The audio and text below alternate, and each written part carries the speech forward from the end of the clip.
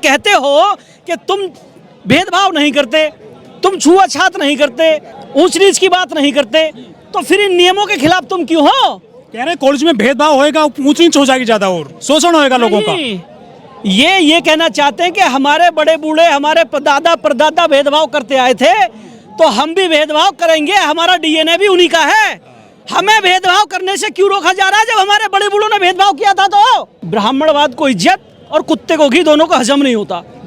ये किसी के खिलाफ कोई नियम नहीं है, ये नियम इस देश की, इस संविधान की मूल आत्मा है, ये फंडामेंटल है, ये संविधान के अनुरूप बनाए गए नियम हैं, ये समानता को स्थापित करने के लिए बनाए गए नियम हैं, ये किसी के खिलाफ नहीं है।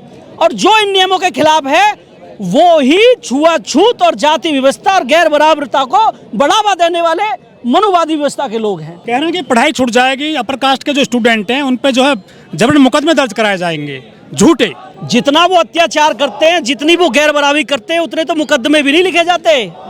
अगर जितनी वो गैर बराबरी करते हैं, जितने वो अत्याचार लोगों पे करते हैं, अगर इतने मुकदमे लिखने शुरू हो जाए ना, तो इनकी अकल तो अपने आप ठिकाने आ जाए।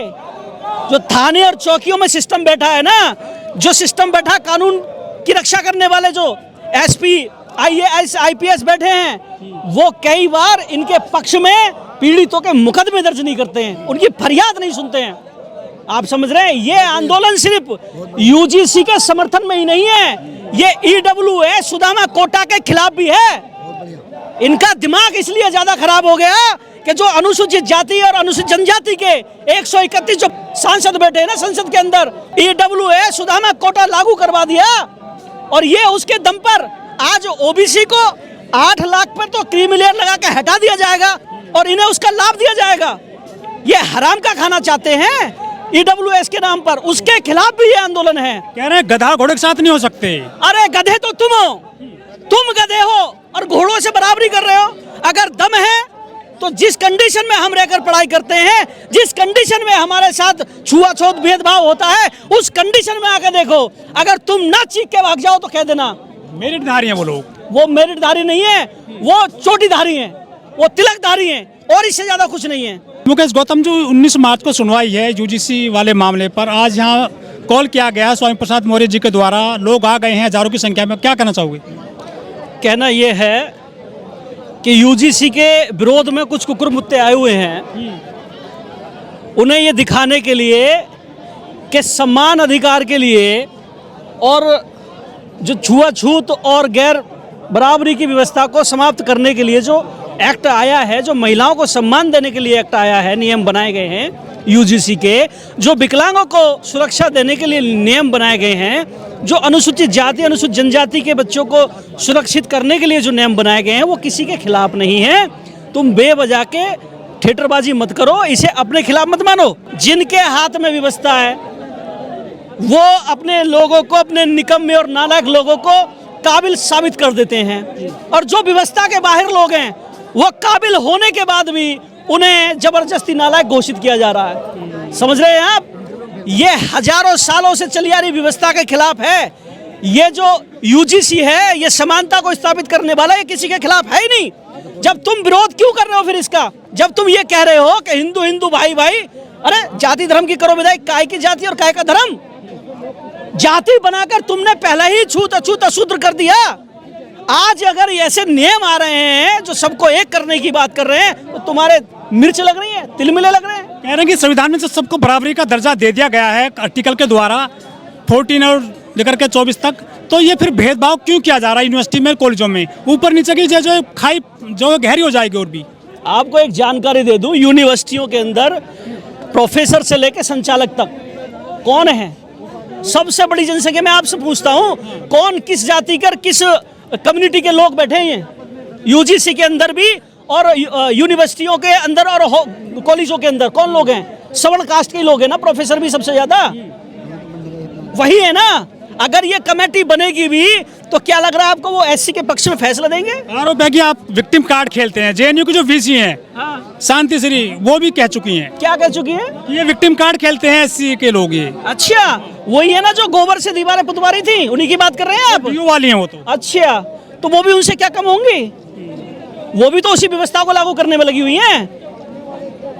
उन्होंने जेएनयू की क्या स्थिति कर दी है आज दिख रहा ना। जो यूनिवर्सिटी जेएनयू पूरी दुनिया के अंदर फेमस थी, आज जेएनयू को गिरा। किस कारण गिरा, क्यों गिरा, उन मैडम से पूछो ना जाके।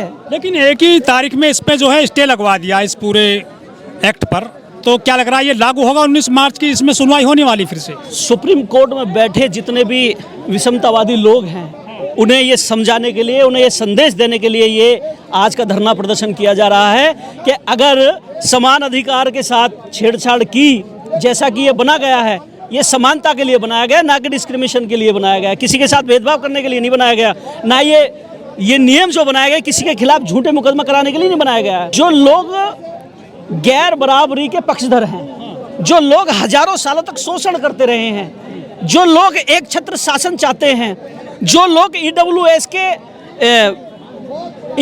के बनने के बाद से जिनके बस की कुछ करना नहीं था, जो हाई स्कूल पास नहीं कर सकते थे, आज वो आईएएस सेलेक्ट हो रहे हैं, आज वो पीसीएस सेलेक्ट कर रहे हैं। आप उनका अगर हाई स्कूल और इंटर के और ग्रेजुएशन के मार्कशीट निकाल लोगे तो पता चलेगा कि वो कितनी बड़ी घपलेबाजी हो रही है।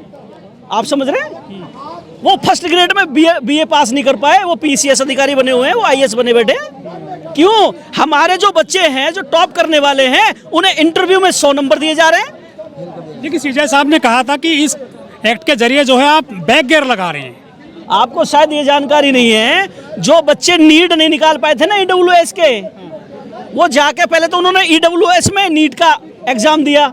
जब ईडब्ल्यूएस से भी नीट का एग्जाम नहीं निकला तो पैसे देकर 50-50 लाख रुपए देकर प्राइवेट कॉलेजों में एडमिशन ले लिए। समझ गए आप? ये क्या है, इसे क्या कहेंगे आप? तो क्या लग रहा है इसका फ्यूचर कैसा है इस एक्ट का? लागू होगा या फिर खत्म होगा? ये लागू होगा। ये जितने भी भीड़ दिख रही है आपको, और इससे ज्यादा भीड़ तो अभी गर्मी की वजह से साइटों में बैठी है, पेड़ों के नीचे। अभी आने वाले हैं, 2 बजे का हमारा प्रोग्राम है, शुरू होने वाला है। आप देखना, यहाँ जगह नहीं मिलने की पैर रखने को भी। तो ये बताना चाह रहे सिस्टम को भी और उन विषमताकारियों को भी कि तुम अपने दिमागों को ठीक कर लो, वरना ये लोग तुम्हें उखाड़ के फेंक देंगे। ज़्यादा समय लगने वाला नहीं है। और यहाँ पे ये सब ओबीसी के लोग हैं, जिन्हें तुम राम के नाम पर हिंदू बनाए थे ना 14 में, आज ये बुद्ध के नाम पर दोबारा से भारतीय बन गए। ये सब भारतीय हैं। इस एक्ट में पहले हिंदू मुस्लिम सिख ईसाई कुछ नहीं, इनमें से सब भारतीय। पूछो जरा इनसे। इस एक्ट में पहली बार ओबीसी को डाला गया है, इसलिए भी विरोध हो रहा है। तो ये तो खुल के कह चुके हैं, अरे एससी को लाभ दिया जा रहा था, कोई दिक्कत नहीं थी, ओबीसी को क्यों दिया? ये मुद्दा ही ओबीसी का है। हमारे जैसे एससी तो इस मुद्दे को अपने कंधे पे लेकर ढो रहे हैं। ये लड़ाई ओबीसी की है। उनका मकसद ही सिर्फ ओबीसी को रोकना है। मुझे बताइए, आज तक के जितने भी कट ऑफ हुए नौकरियों में, किसी में ऐसा हुआ है कि एससी को 0 कर दिया गया हो? दम नहीं है उनमें, क्योंकि एससी डंडे को चिकना करके उस पर बिठा देगा। लेकिन ओबीसी में उतना दम नहीं है कि जाके अपने अधिकार को छीन ले। एससी थप्पड़ मारना जानता है। 2 अप्रैल 2018 की घटना, सरकार की चूल्हे हिला कर रख दी थी। छोटी सी, अरे सुन तो लीजिए, छोटी सी बात थी। हम ये बताना चाहते हैं ओबीसी को, जो आज 27% आरक्षण मिल रहा है ना, वो भी अनुसूचित जाति के द्वारा चलाए गए आंदोलन की वजह से मिल रहा है। अगर ओबीसी अपने अधिकारों को लेकर जाग जाता तो इन्हें भगा भगा के मारेंगे, भगा भगा के। लिख लो मेरी बातों को। मध्य प्रदेश में मुट्ठी भर लोग कहीं स्वामी प्रसाद मौर्य जी की जबान काटने के लिए 5 लाख देते हैं, कहीं चंद्रशेखर की गर्दन काटने के लिए 10 लाख देते हैं, कहीं मुकेश गौतम की सुपारी देने के लिए 5 लाख देते हैं। ये मुट्ठी भर लोग, इनकी औकात इतनी है, जूते के फीते बांधेंगे और उसमें भी गर्व महसूस करेंगे। ये नालायक हमारे ऊपर शासन कर रहे हैं। इनकी औकात क्या है? इनकी औकात जब बन जाती है, जब ये जय श्री राम का नारा लगाते हैं और यहाँ खड़े मेरे सारे ओबीसी के भाई हिंदू बन जाते हैं। इस भारत में 2 ही कम्युनिटी हैं जो फाइट कर रही हैं। ब्राह्मण अपनी व्यवस्था को स्थापित करने के लिए लड़ रहा है और जाटव 85% को स्थापित करने के लिए लड़ रहा है। तो 2 कम्युनिटी ऐसी इस देश के अंदर जो लड़ रही है। ब्राह्मण जो लड़ रहा है, उनके लोग जानते हैं कि हमारा रक्षक ब्राह्मण है, लेकिन 85% ये नहीं जानता कि हमारी लड़ाई को लड़ने वाला जाटव है। आप समझ रहे हैं? जिस दिन 85% ये समझ गया कि हमारे लिए सबसे ज्यादा पिट रहा है, जाटव पिट रहा है, हमारे लिए सबसे ज्यादा मुकदमे खा रहा है, जाटव खा रहा है, जिस दिन वो हमारे साथ खड़े हो गए ना, भगा भगा के मारेंगे। मोहन यादव, अखिलेश यादव क्यों नहीं आ रहे हैं इस आंदोलन में? अखिलेश यादव ओबीसी नहीं है। अखिलेश यादव सबल ओबीसी है, सबल ओबीसी। अगड़ा ओबीसी है, यहाँ पिछड़े ओबीसी की बात हो रही है भाई। चोटी कटवाई गई। उनका कोई नहीं था, वो यादव जरूर था जिसकी चोटी कटी। अखिलेश से कोई लेना देना नहीं। अगर अखिलेश से उनका लेना देना होता तो एक हफ्ते बाद ही अखिलेश यादव 5 पंडितों को बुला के घर का उद्घाटन नहीं करा रहे होते। समझ रहे हैं आप?